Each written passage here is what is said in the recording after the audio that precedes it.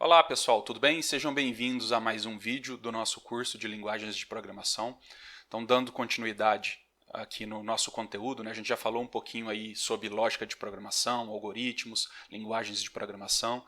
Então a gente já está caminhando aí para começar a efetivamente escrever os nossos primeiros programas, né, os nossos primeiros algoritmos. E aqui nesse vídeo eu vou comentar rapidamente o porquê que a gente vai escolher a linguagem de programação Portugal, tá bom?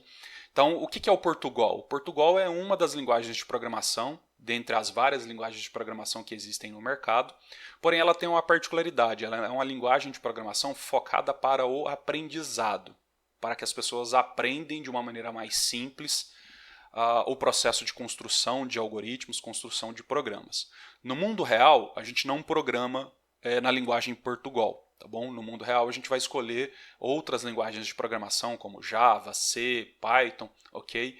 E aí eu vou gravar um outro vídeo separado só explicando por que tem tantas linguagens de programação, o que muda de uma para outra e tal. Tá? Então, nesse vídeo aqui, o objetivo é responder o porquê que a gente está escolhendo aí o Portugal. Então, primeiramente, o Portugal ele é uma linguagem amplamente utilizada aí nas faculdades, principalmente nos primeiros períodos, para justamente abordar o conceito de programação de uma forma o mais simples possível, tá bom? Basicamente o Portugal ele tem um foco muito grande naquela parte que eu comentei, que são os 90% de uma linguagem de programação. Então todos esses tópicos aqui, ó, cada um desses itens aqui, né, se a gente pegar todos esses tópicos aqui, eles vão representar 90% de qualquer linguagem de programação, tá bom? Então, cada linguagem de programação ela tem as suas particularidades de como escrever os comandos, né? O que vai mudar o jeito de escrever o comando, algumas particularidades da linguagem, ok? Então, a gente quer tirar essas particularidades da linguagem e focar extremamente na parte da lógica de programação, que é o mais importante nesse momento. Então, se a gente é possível aprender lógica de programação já usando uma linguagem de programação que a gente utilizaria no mundo real? Sim, é possível, ok? Só que você vai ter que se deparar com as particularidades da complexidade da própria linguagem de programação, da sintaxe, o jeito de escrever daquela linguagem de programação que você escolheu, mais o aprendizado de lógica de programação. Então, ao invés de a gente tentar juntar essas duas coisas, aprender essas duas coisas ao mesmo tempo, a gente vai quebrar para conquistar, né? Então, a gente vai focar basicamente na lógica de programação, então a gente vai desenvolver programas, tá? O Portugal é possível a gente desenvolver programas tão complexos quanto qualquer outro sistema, com qualquer outra linguagem de programação. No entanto, ele foi construído com foco inicial para ser o mais simples possível, tá bom? Então esse é o objetivo do porquê que a gente está utilizando aqui o Portugal. E obviamente depois a gente vai ter outros cursos aprofundando em linguagens de programação, seja no C, seja no Java, seja no Python, tá bom? Então o motivo de utilizar o Portugal é basicamente esse, ser o mais simples possível, porque como o nosso foco é tratar principalmente para apoiar aquelas pessoas que estão iniciando na programação e que talvez não estejam ainda cursando uma faculdade. Então a gente vai tentar utilizar uma linguagem aqui o mais simples possível para dar foco na lógica de programação e depois a gente vai aprofundando, tá bom? Então, retirar a complexidade da sintaxe, como eu comentei, então tem algumas linguagens de programação que possuem ali algumas particularidades com relação à sintaxe, que são alguns detalhes um pouquinho chatos, então a gente quer tirar esses detalhes que possam tirar o foco, né, da parte principal, que seria a lógica de programação, tá bom? Então, lembrando que o que a gente vai aprender aqui em Portugal, que é o que representa 90% das linguagens de programação, isso não vai ser perdido, tá? Então, quando a gente falar de variáveis e tipos de dados, operadores aritméticos, operadores relacionais, isso existe em qualquer linguagem de programação. E esse conceito tem que estar muito claro para vocês, tá bom? Então, se a gente focar nesses 90% aqui, dando foco principal para eles quando a gente for para uma outra linguagem de programação, vai ficar muito mais fácil, tá bom? Bom, queria comentar aqui também um pouquinho sobre uma estratégia que eu vou adotar, que é uma estratégia que eu tento também adotar nos cursos de faculdade que eu ministro, tá? Que é uma estratégia de tentar aproximar ao máximo a teoria da prática. Então, ao longo do tempo, eu fui percebendo, fui testando uma série de abordagens de ensino, né, e fui vendo os pontos, os prós e os contras de cada uma das abordagens, e ao longo do tempo eu percebi que o quanto mais a gente trazer a prática para perto da teoria, isso ajuda a fixar os conhecimentos. Então é muito comum, às vezes, a gente ver algum tipo de curso onde o instrutor, o professor, né, o facilitador ali, ele traz uma carga de conhecimento teórico muito grande no começo, então fala ali algumas horas sobre a parte teórica e depois vai mostrar a parte prática. Na hora que chega às vezes na parte prática, a pessoa já se perdeu em algumas das teorias que foram vistas. Então, para evitar esse tipo de problema, a gente vai tentar trazer ao máximo a teoria da prática, tá bom?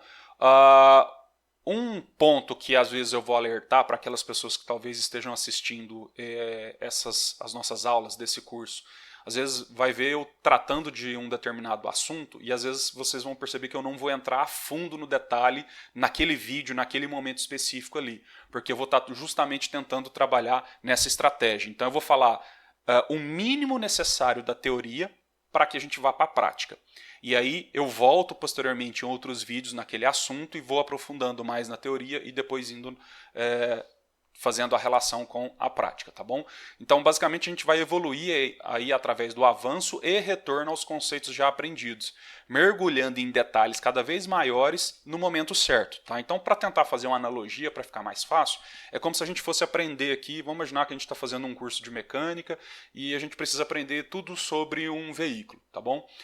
A gente poderia adotar aqui algumas abordagens, né? Então, um veículo, ele tem vários subsistemas, várias partes ali que funcionam individualmente e também tem relação com outras partes. E aí, se você tentar, você pode ter algumas abordagens, né? Vamos imaginar que, beleza, eu vou explicar aqui como um carro funciona e eu vou começar a falar do motor e eu vou falar tudo sobre o motor. Vou entrar do detalhe mais simples até o detalhe mais complexo da parte do motor. Aí depois que eu terminar de falar tudo sobre o motor, eu vou falar do sistema de transmissão, por exemplo, que transmite a força que o motor gera lá para as rodas. Aí eu começo a falar nos mínimos detalhes de como funciona a transmissão. Aí depois eu vou para a suspensão, aí depois eu vou para o sistema elétrico. Então, seria algo desse tipo aqui.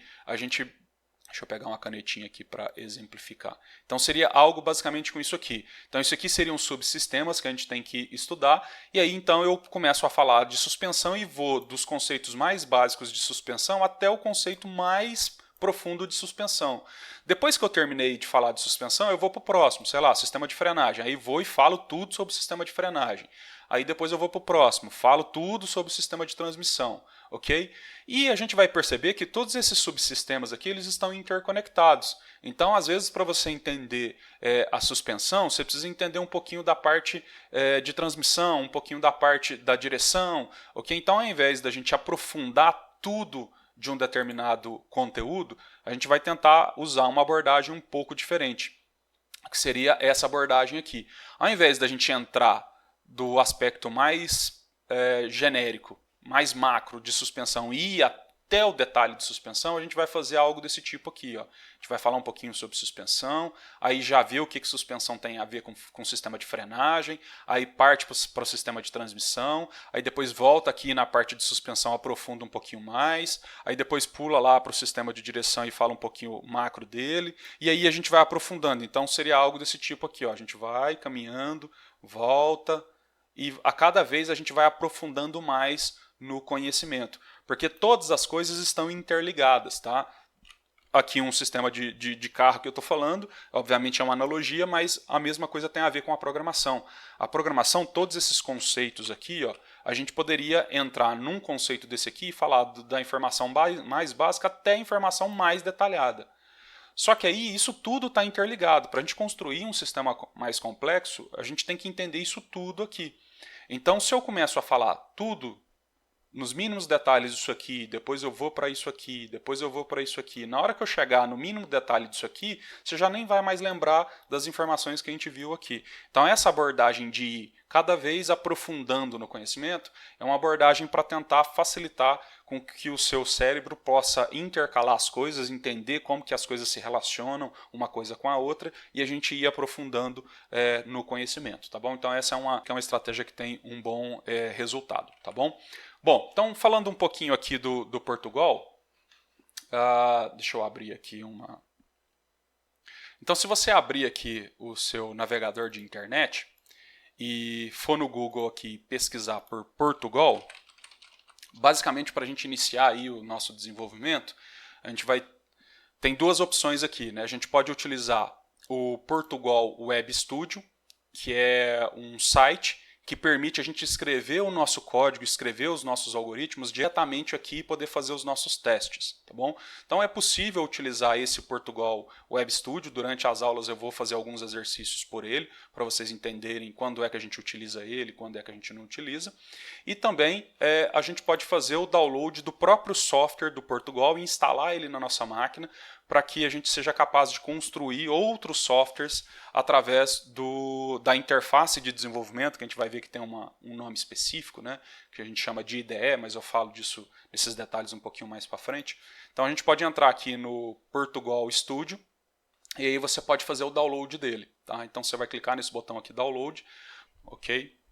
Como eu já fiz download, né, você vai clicar aqui novamente em download e aí ele vai fazer o download aqui. Como eu já fiz o download, já estou com ele separado aqui, então eu vou clicar duas vezes para iniciar o processo de instalação dele. Tá bom? Aí ele vai abrir uma telinha aqui, iniciando a instalação, por favor, aguarde. A gente vai clicar aqui em avançar. Vai marcar aqui eu aceito e concordo com os termos de uso, né? Então todo software aí tem uns termos de uso, né? Então eu aceito, avançar, avançar, avançar. E aí, então ele vai começar a copiar aí todos os arquivos necessários para poder fazer a instalação do aplicativo Portugal e também a linguagem de programação Portugal. Então vamos aguardar até o término. E aí após o término ele vai criar para você, no seu computador aí, um atalhozinho, provavelmente no menu iniciar, que você vai clicar lá e vai procurar por Portugal. Então assim que ele terminar a instalação, aqui ele vai perguntar se a gente quer associar lá no gerenciador de arquivos a extensão .por. Então todos os códigos que a gente escrever no Portugal e a gente salvar no nosso computador, ele vai ser salvo por uma extensão chamada .por, ok?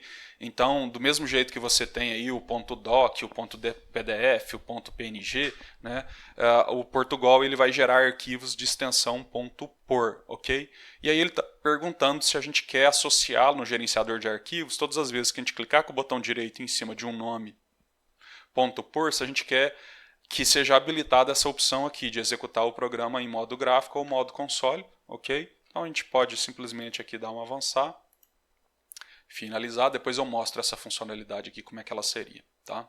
Então após a instalação eu já tinha criado um atalhozinho aqui, então você vai lá no seu menu iniciar, você vai clicar para verificar se a instalação foi feita corretamente, e aí ao término da inicialização do aplicativo, você vai ter que ver exatamente essa telinha aqui, ok? Então, se você estiver vendo essa telinha aqui, o Portugal Studio aí foi instalado com sucesso, tá bom? Então, vamos ficando por aqui e no próximo vídeo a gente começa aí a escrita dos nossos primeiros algoritmos. Abraço, até mais!